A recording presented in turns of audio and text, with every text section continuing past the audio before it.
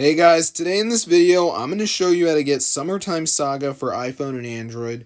So if you guys do not know, this is like a role play game, and I'm going to show you guys how to download it on mobile.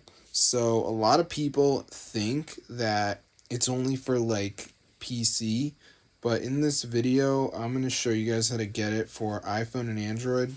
So just go to hexmods.com. This is the site right here.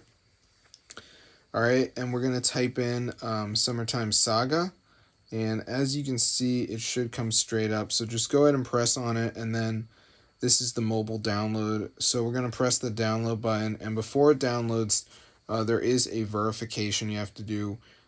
So basically what you have to do is download 2 apps and complete the instructions. They're 100% for free, and they're from the official app store. So I'm going to show you guys exactly to do it. So let's just wait for this to go ahead and load. So as you can see, it says complete 2 free apps to finish installing Summertime Saga. So they're going to show you like 4 of these apps, and you just have to download 2 of them. So just press tap to install.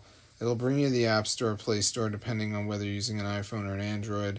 And you just gotta download the app. So you can see this one says down and run, install and open 2 games, down and register valid info.